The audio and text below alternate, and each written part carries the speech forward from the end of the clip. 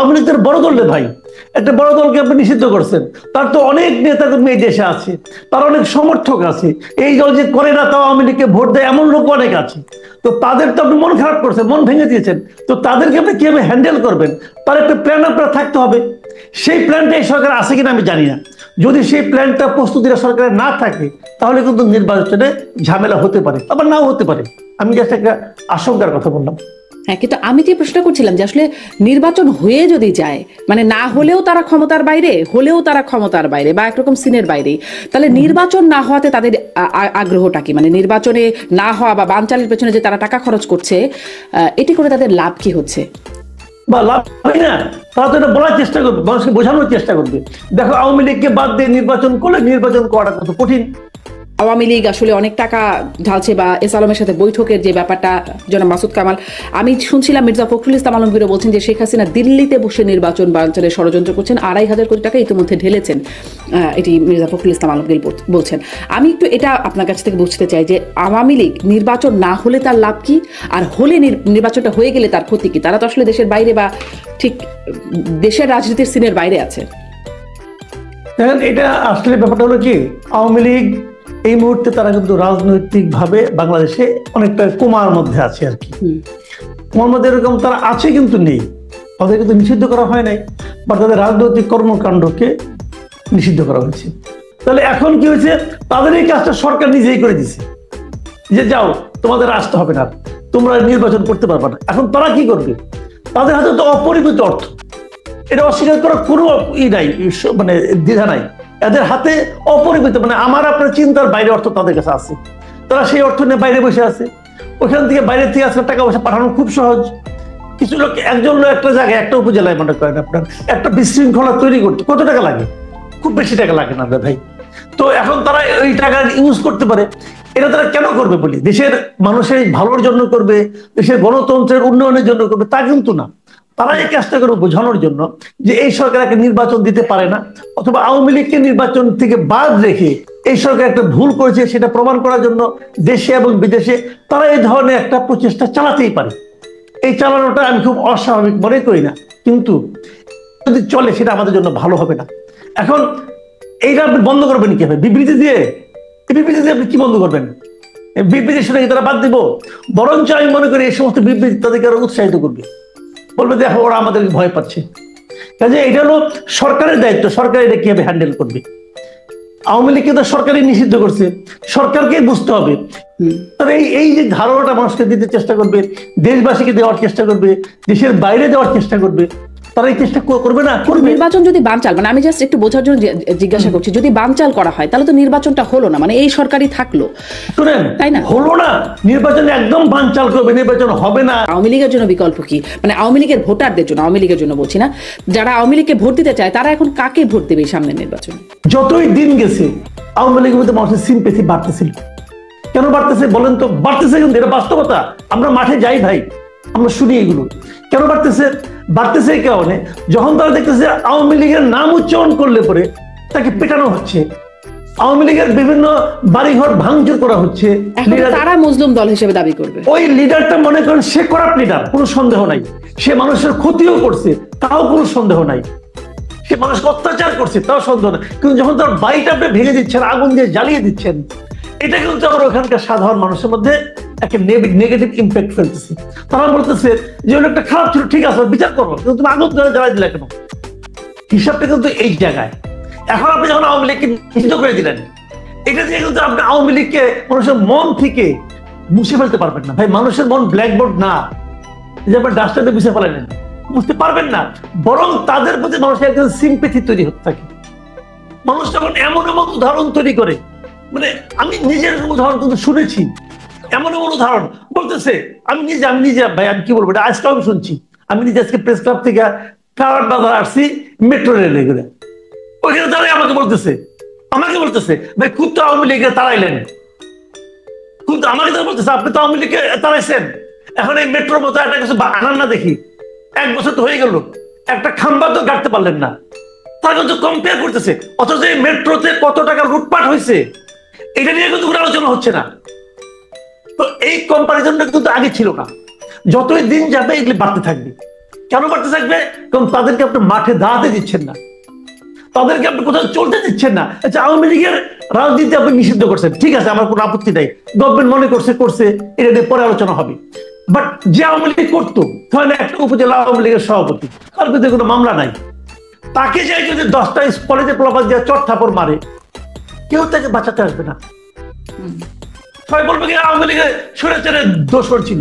খালি স্বৈরাচারের দোসর এই শব্দটা কষ্ট করে একজন উচ্চারণ করতে হবে। আর কেউ পুলিশ থাকবে পাশে দাঁড়ায় থাকবে, পুলিশ তারা ফেরাতে আসবে না। যদি পুলিশ ফেরাতে আসে, ওই পুলিশের গায়েও সেই ট্যাগ লাগানোর সম্ভাবনা আছে। এই ট্যাগিংটা, এই মবটা কে তৈরি করতেছে? এই মবটা তৈরি করতেছে গভর্নমেন্ট।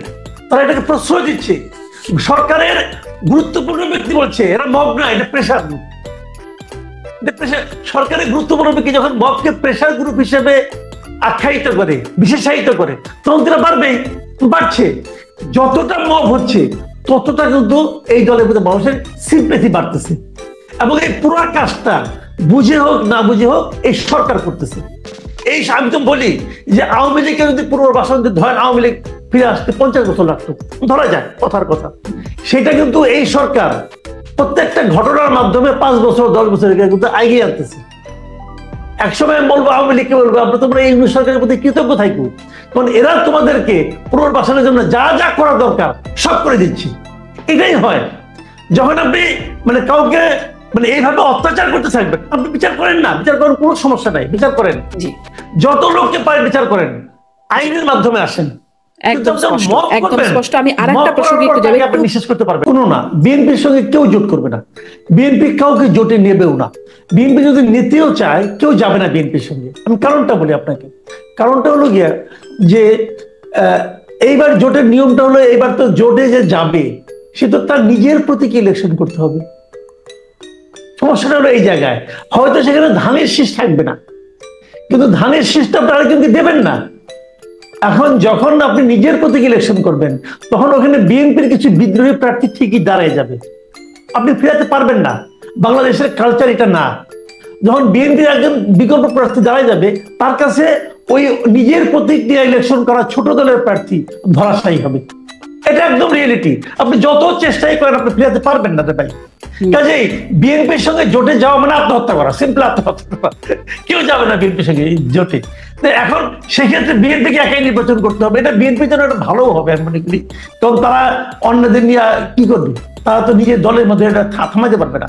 আপনি দেখেন না, এই যে নুরুল ইসলাম নুরুল হক নূর, উনি যে ওনার এলাকায় গেল, ইলেকশনের এখন কত বাকি, বিএনপির কেন্দ্রীয় কমিটি থেকে বলা হয়েছে তার পক্ষে কাজ করার জন্য, উনি যে আটকে পড়ছে, আসতে পারে না, তার পথ আটকে দিচ্ছে, এরে ফোন করে তারে ফোন করে, তারপরে তাকে অনেক আটকে থাকতে হয়েছে কিনা। এটা কি বিএনপি সাপোর্ট করে? সেন্ট্রাল কমিটি করে না তো, কিন্তু তারপরে তারা কিছু করতেও পারে নাই। এই জন্য কি বিএনপি কাউকে বহিষ্কার করতে পারছে, কিছু করতে পারছে? ভাই, বড় দলের অনেক সমস্যা, যেমন জামাত ইসলাম পারে, কারণ তাদের একটা কন্ট্রোল আছে পুরো দলের উপর, এটা তো বিএনপির নাই। একটু বিএনপির প্রসঙ্গে ছোট্ট করে আলোচনায় যাব, তবে তার আগে ব্যারিস্টার ফুয়াদের কাছ থেকে এই বিষয়ে যে আওয়ামী লীগকে পুনর্বাসনের দায় বা ক্রেডিট এটি যাচ্ছে ইউনূস সরকারের কাছে। দেখেন, বিএনপি জামাতের এক্সাম্পলটা আওয়ামী লীগ জাতীয় পার্টিকে নির্বাচন অথবা রাজনীতি করতে না দেওয়ার সাথে একরকম না। কারণ বিএনপি জামাত, আচ্ছা, জাতীয় পার্টিও তাহলে সামনে নির্বাচন করতে পারবে না? মানে আওয়ামী লীগ জাতীয় পার্টি বললেন তো, তাই এটা একটু আনছি। পুরো গ্যাংয়ের কথা বলতেছি, এটা আমার মতামত তাই। কারণ যারা গত 16 বছর ধরে এই রাষ্ট্রের হেন কোনো ক্ষতি নাই যা তারা করে নাই, আমাদের নির্বাচনী ব্যবস্থা ধ্বংস করা, দেশের সম্পত্তি লুট করা, গণহত্যা, এবং এগুলোর সবকিছু জুডিশিয়াল প্রসেসের মাধ্যমে রিজলভ না হওয়া পর্যন্ত তাদের রাজনীতি, নির্বাচন কোনো কিছু হওয়ার কোনো অধিকার আছে বলে আমি মনে করি না। কিন্তু প্রসেস হচ্ছে যে ওই যে বিচার ছাড়া মানুষকে হেয় করা, হেনস্থা করার যে জায়গাটা, এইটার অবশ্যই একটা ডিসিপ্লিনে রাষ্ট্রকে আনতে হবে। হ্যাঁ, ব্যারিস্টার ফুয়াদ, এবার যদি ওই প্রশ্নটা করেন যে জুলাই সনদ বাস্তবায়ন না হলে সার্জিস আলম যে হুমকিটা দিচ্ছেন যে যান নিয়ে পালাইতে পারছেন শেখ হাসিনা, আপনারা পারবেন না, কাদেরকে হুমকি দিচ্ছেন বলে আপনার মনে হয়? এবং বাস্তবায়ন না হলে তাহলে আলোচনা আগাবে কি করে? জি দেখেন, এই পার্সোনাল স্টেটমেন্টে বকডাউন হওয়া জরুরি না। মাসুদ ভাই একটা গুরুত্বপূর্ণ কথা শুরুতে বলছেন, সেটা হচ্ছে যে সকল রাজনৈতিক দল পিয়ার চায়, যে সকল রাজনৈতিক দল আপনার এখনই গণভোটের মাধ্যমে এটার বাস্তবায়ন চায়, যে সকল রাজনৈতিক দল আমরা যারা এখনই এটার বাস্তবায়নের ব্যাপারে ফরমান প্রোক্লামেশন জারি করার কথা বলছি, সংবিধান নাই অথবা আছে যে বিতর্কটা আছে, এটা তো একটা তর্কটা তো আছে, দাবিটা তো আছে, রাজনৈতিক দাবি, এবং এই দাবিটা থাকা তো অন্যায্য না, যে দলই এই দাবিটা করুক না কেন। বিএনপি বলছে আমরা আগামী সংসদে এসে 2 বছরের মধ্যে এটা বাস্তবায়ন করব, কোনো দায় মুক্তির অঙ্গীকার আমরা এখন করতে পারবো না। ফাইন, আপনার পজিশন এটা। যারা এখন চায়, যারা এখন বড় বড় সমাবেশ করছে, রাজনৈতিক দাবি দাওয়া দিচ্ছে, এটা তো নির্বাচনের আগে রিজলভ করতে হবে কোন না কোনো ফর্মে। আমি পার্সোনালি প্রস্তাব দিয়েছি ঐক্যমত্য কমিটি সনদ বাস্তবায়ন নিয়ে এজেন্ডাভুক্ত আলোচনা করবেন, তখন এই বিষয়গুলো আলোচনা আসুক। নিম্নকক্ষে আমরা পিআর চাই, পক্ষে বিপক্ষে তর্ক বিতর্কগুলো আসুক, আসার পরে দেখি আমরা একটা কনসেনসাসে পৌঁছতে পারি কিনা। আমরা বাস্তবায়নের ব্যাপারে কি আমরা আগামী সংসদের উপরে ছেড়ে দেবো, না আমরা এখনই বাস্তবায়ন করতে পারি, এ ব্যাপারে আমরা একমত হতে পারি কিনা। আলোচনাটা তো হওয়া দরকার, কথাটা তো হওয়া দরকার কোনো না কোনো ফোরামে। এবং ঐকমত্য কমিশনে যেহেতু আমরা এই আলোচনাগুলো করেছি, পারহ্যাপস ওটাই বেস্ট ফোরাম এখন আলোচনাগুলো করা। কারণ সময় যত গড়াবে, নির্বাচন কেন্দ্রিক এই আলোচনাগুলো অনিশ্চয়তা তৈরি করবে। তাই আলোচনাগুলো যদি আমরা এখন তাড়াতাড়ি শেষ করে ফেলতে পারি, তাহলে নির্বাচনের ফোকাস সবাই আলোচনাটা করতে পারবে। নির্বাচন কমিশনের সংস্কার, চ্যালেঞ্জ, বাস্তবায়ন, ভোটারদের বাস্তবতা যেগুলো আছে, এগুলো নিয়ে আমরা তখন একটা ফোকাস আলোচনা করতে পারবো।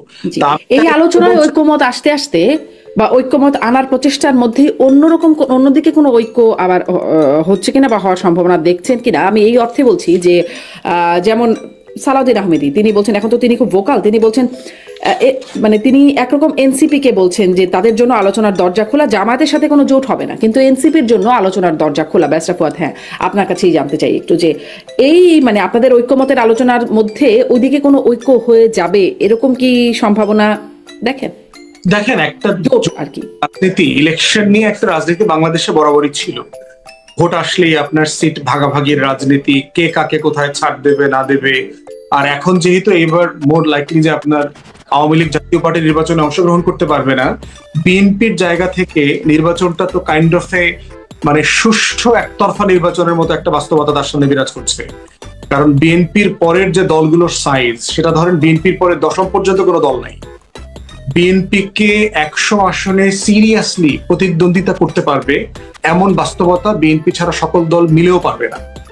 এখন এরকম একটা বাস্তবতা যেটা হবে 73 সালে এবং 2018 সালে যেটা হয়েছে, যে একটা ফ্রডুলেন্ট, একটা জালিয়াতির একতরফা নির্বাচন হয়েছে।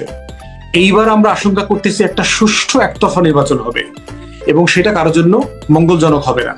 তো সেইখানে এই আলোচনাটা তো গুলো আসছে, কে কাকে কি ছাড় দেবে, গণ অভ্যুত্থানের পক্ষের শক্তিকে, যুগপদের ব্যাপারে তো বিএনপির অলরেডি একটা বক্তব্য আছে যে আমরা জাতীয় ঐক্যমতের সরকার করব নির্বাচিত হলে পরে। অনেক দলের সাথে তারা বসছে, সিট ছেড়ে দিচ্ছে, কোনো কোনো দলকে দেখলাম 4টা সিট ছেড়ে দিয়েছে, বিভিন্ন রাজনৈতিক দলকে দেখলাম আপনার চিঠি দিয়ে দিয়েছে। আপনি দেখেছেন বিভিন্ন নেতাকে, 11-12 জন রাজনৈতিক দলের নেতাকে অলরেডি চিঠি ইস্যু করে দিয়েছে।